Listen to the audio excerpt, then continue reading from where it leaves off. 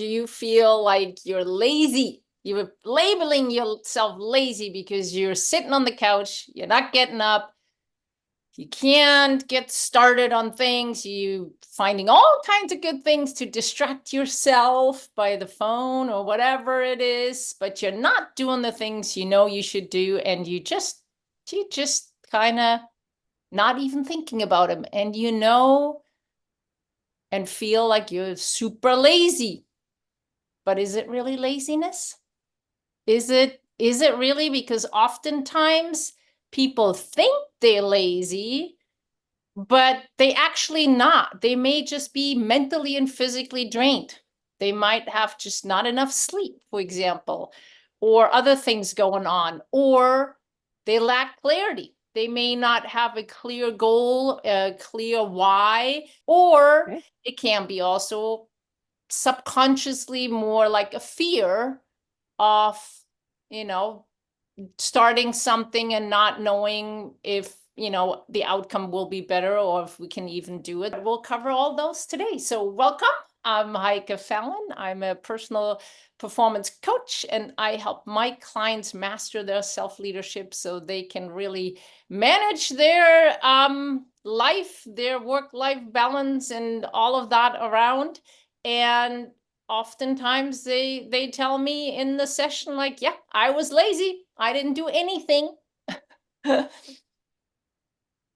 I'm Shannon Passalacqua, and I am a coach as well. And I help support women who have been through miscarriages and help them heal. And there is a lot to be said about the feeling of lazy and how it's related to healing, grief, so many other things. And I think reframing the word lazy, maybe taking that word away and stop labeling yourself.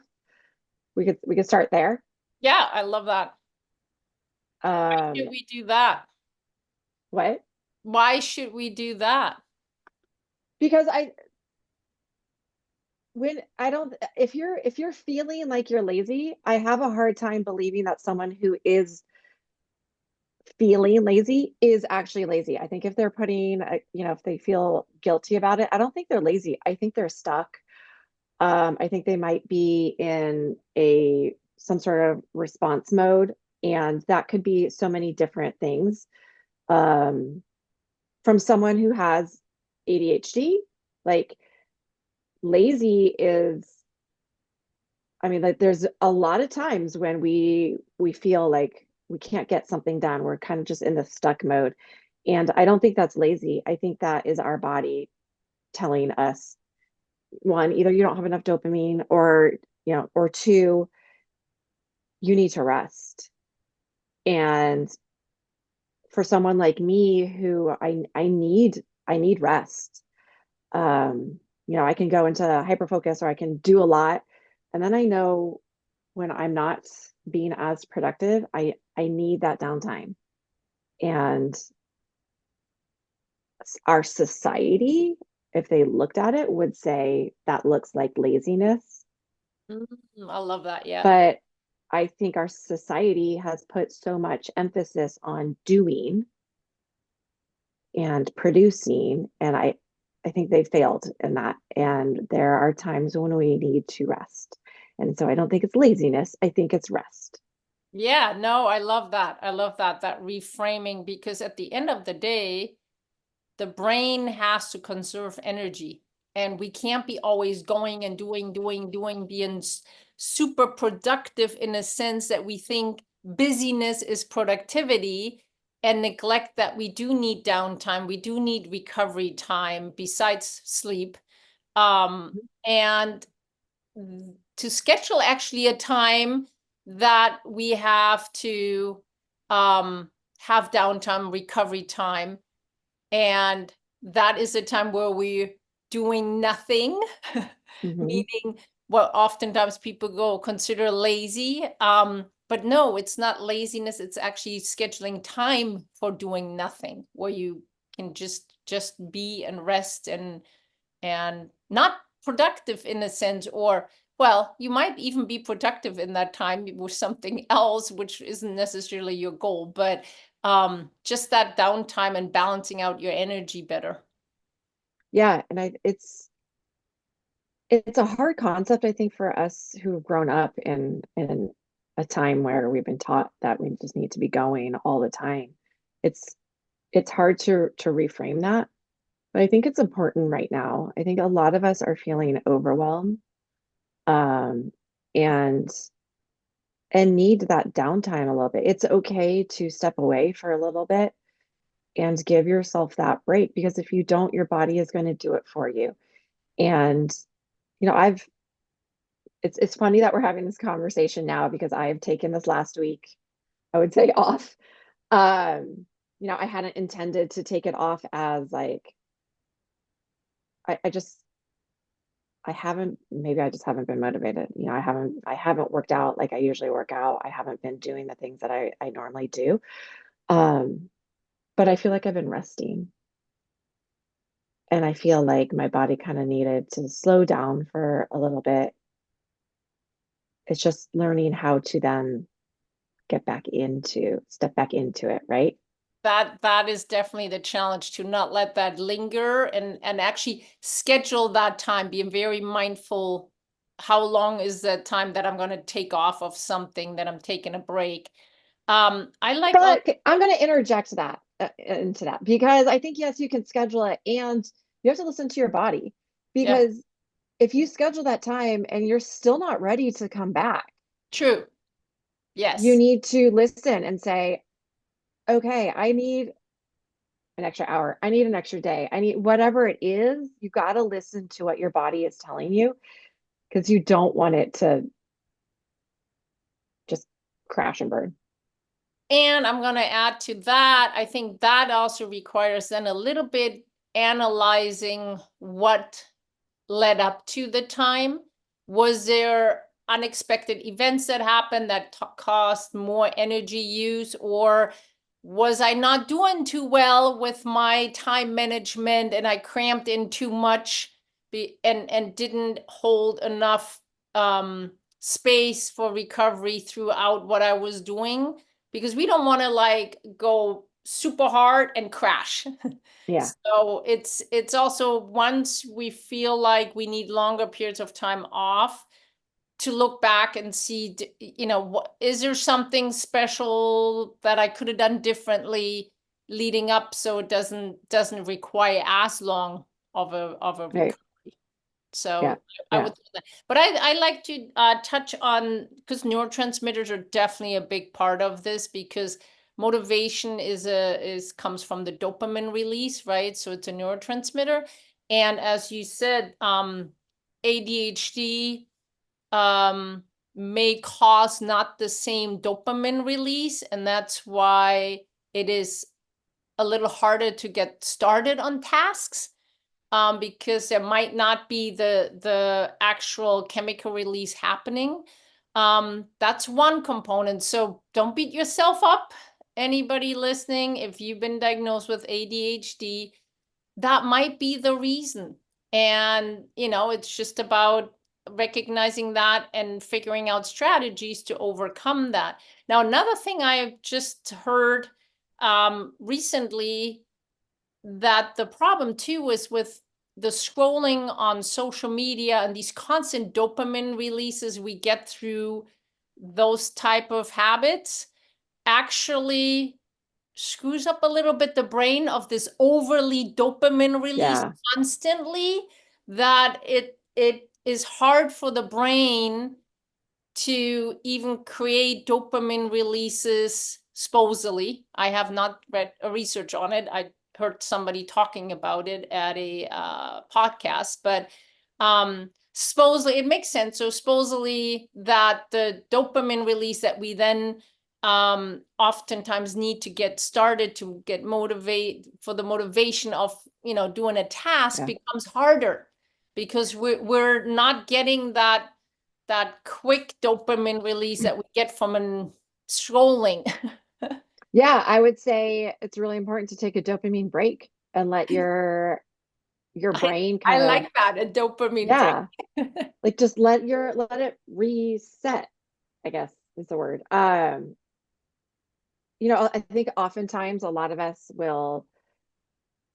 we carry our phone everywhere we go, or we will sit at the red light and we'll check our phone, or we'll be walking down the hallway and we'll check our phone. Or those are the times when you should put your phone away and just let your like reset. Yeah. Don't look for that dopamine hit all the time. And I am the worst. I like I am the worst because right now I'm in the middle of like scrolling nonstop. Um, and it's you got to retrain yourself. And it's so sad because the tech companies designed it that it's an infinite scrolling. Like it Yeah, will, they know what they're doing. you will never end it. And they could have changed that algorithm, but they didn't. And Why uh, would they? no, I know. It's very sad because it wouldn't make any money, right? If people would stop being on there. But it's not doing us a favor because now things, because it's just so easy with the phone, right? Versus when I want to do a task and it requires a little more energy and the dopamine release doesn't come that quick, the Yeah, reward doesn't come that quick, it's much harder to get started on things. And we do need to be just a lot more mindful about that. And I think though, taking the breaks from the phone or other things, it's not just the phone, but things that give a quick dopamine release, like it's yeah, email, it's just even on the computer or anything else. Um, Very important to kind of learn again to get that motivation, get that dopamine release by doing other things. yeah, yeah. Very important. And hopefully that'll get you out of that cycle of, again, I don't like saying the word lazy, but getting you out of that rest period. Yeah, we need a new word for that whole thing. Yeah, Another thing, we've talked in another episode about just decision fatigue and just being cognitive fatigue. And that may be because of like I said, the schedule being so full and the demand of whatever roles you may have in your life as a leader, as a parent, as what have you, that if there's too many decisions that have to be made all the time, and it's just at some point the brain will have to conserve energy, and it will, if you're not taking the break, it will figure out a break yeah, and it will make you yeah, sit down and do nothing that is productive. And the phones are easy, so you sit there, you get your dopamine for release, you feel great yeah. without doing anything. Yeah, I mean, the decision fatigue is real. I mean, when I was a special ed teacher, I was making decisions.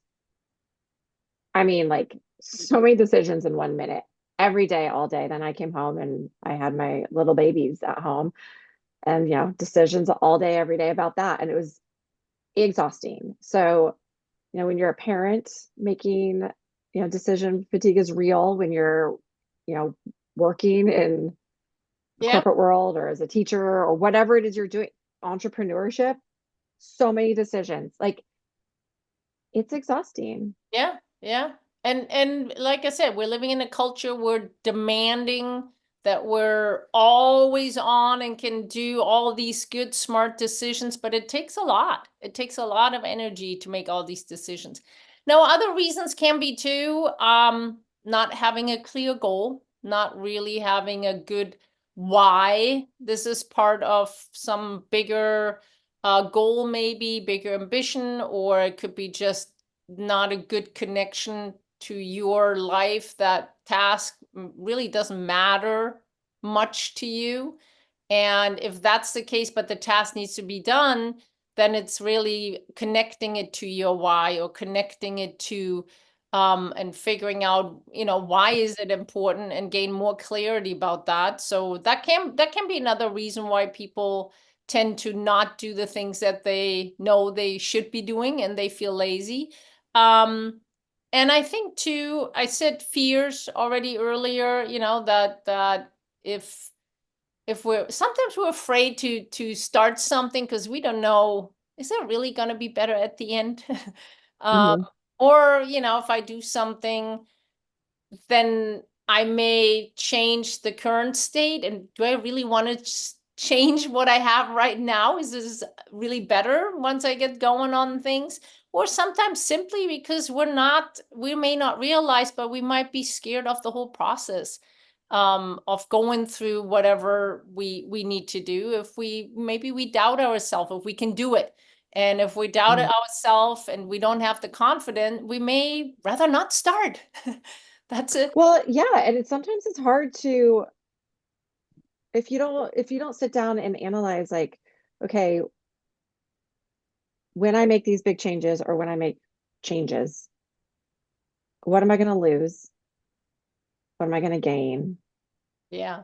And if the fear of what you're going to lose is too high, it's really hard to get past that, right? Like it Yeah. depends, what are you going to gain from it? So there is a fear of losing our comfortableness. Well, yeah, I mean, it's Um, an uncertainty, and we yeah, don't like uncertainties. right, right. So, yeah, Growth can be hard it can because be you scary. lose when you grow, lose what, sometimes it's easier to be uninformed. Sometimes it's easier to just Yeah. not know, stuck in that area. And then when you grow, you're like, oh man, I wish I hadn't known that. But that's why we're coaches, right? We help our clients to really identify what's going on, how to connect it and overcome those type of fears, and really move forward and create a momentum. Because oftentimes once we start that momentum, we might be able to hold that and keep going. Now I know like the dopamine release is always kind of harder to get. Any suggestions on that, particularly? I would suggest, again, taking a break from the scrolling. I'm pointing at myself. Um, and rewarding yourself when you've done a task. And that reward shouldn't be scrolling. Well, that could be though a reward, right? Like I don't think it should be no, but I because meant like the other way around. You reward yourself when you did not go on the phone because that if you celebrate yourself oh for yes, not being like say you put your phone away for, like whatever, half an hour and you actually not looking at the phone and you're you read a book instead. if you're celebrating yourself for that accomplishment, it's actually a positive dopamine release. Yes, Because you yes, want to 100%. create different type of dopamine releases with other tasks that are more useful, or other ways is to um start with like very small. Like sometimes if you go like, okay, I have a task, I'm like, oh, I don't want to do it because it's gonna take me hours and it's probably going to be a curveball along the way and then I'm going to be annoyed. You know what? I don't want to feel like that, so I'm not going to start at all. Take 5 minutes and dedicate 5 minutes to this task. Doesn't matter how big the shift is going to be and what you can accomplish in 5 minutes. The key is you worked 5 minutes on this task and then stop. And the five And can be and just, reward yourself after that. yes, because just those 5 minutes and a small little accomplishment, even the point of just getting started on this, is a different type of dopamine release or Yeah. not different type, it's the same dopamine, but I meant like it's a different way to create that dopamine release because it requires a little bit more self-initiative rather than the scrolling being very Yeah. passive. I would suggest when you're doing that, so pair it with something that is not a phone. Pair it with something that is going to reinforce it again. So, what I've started implementing for myself is I worked with my own coach and we came up with a list of things that I could reward myself with um, after I've studied or done what I need to do for class. And it's, and it's simple things that I like to do or simple things that are going to reinforce that dopamine hit. So it's either like going and hitting the punching bag or going for a walk, um, doing something simple that's going to give me a dopamine hit, but it's going to be paired well so that I'm reinforcing doing it again. So it's not like so the reason why I'm doing this now is because I was studying, which I actually do love to study because I'm learning about things that I like.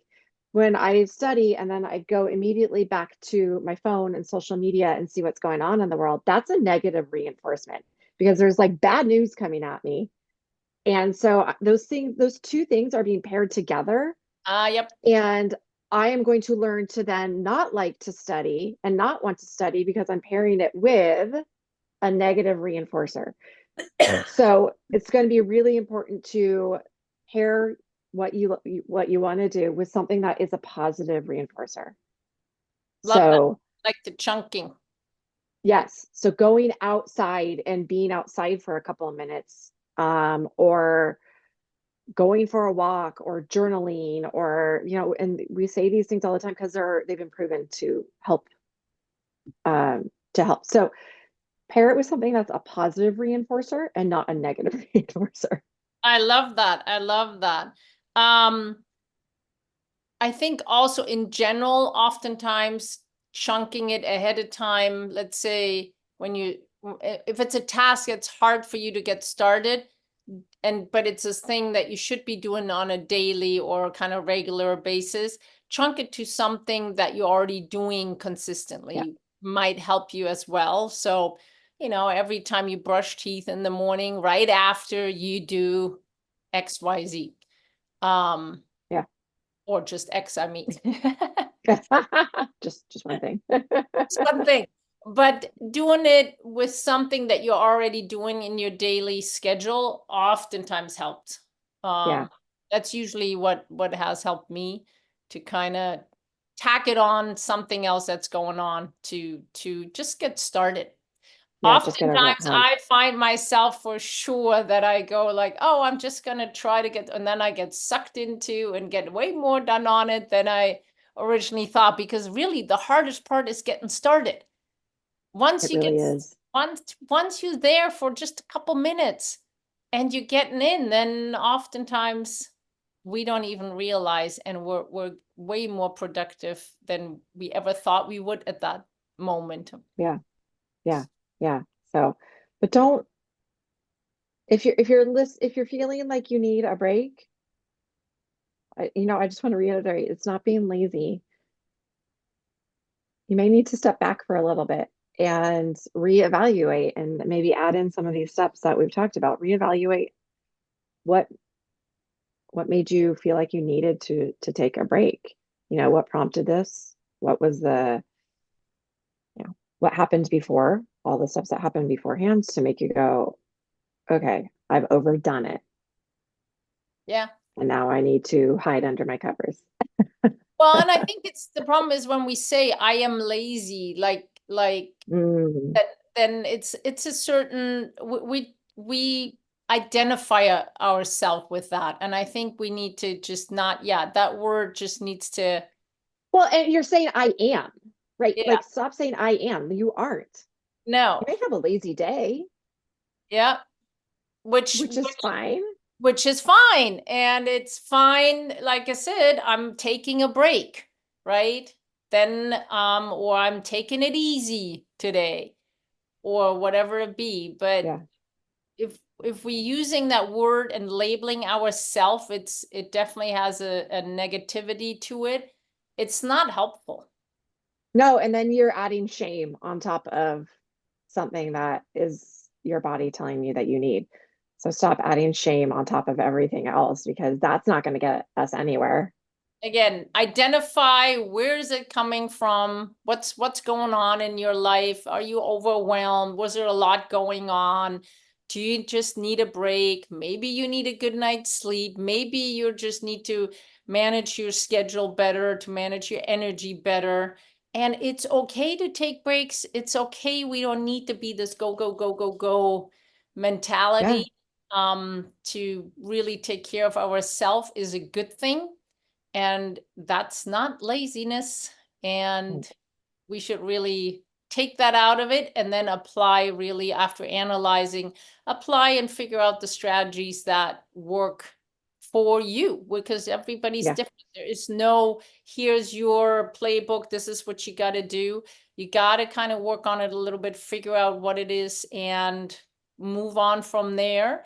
And really also oftentimes look at the things like more of not what to integrate, but what to take out of my life. What Yeah. is too much? What is not helpful? Will oftentimes move you, I think, faster forward in what you want to do than beating yourself up and feeling lazy and guilty and all of the stuff above. And give yourself grace. Stop being so hard on yourself. You're a human being. Just give yourself some grace. It'll be okay. And then get back into it when you're ready.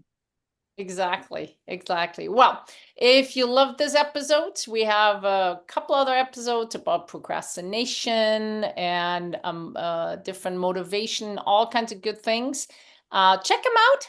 And as always, this was a fun conversation. I think so important to be way more graceful with ourselves. Yeah. Yeah. And really start thinking about our self-talk and what words we use, and if some of these words aren't really accurate and should not really be part of our language. So Yeah. I agree. All right. till next Well, time. I'm going to go for a walk. Oh, there you go. That's a good thing. All That's right. awesome. We'll see you later. All right, bye. Bye.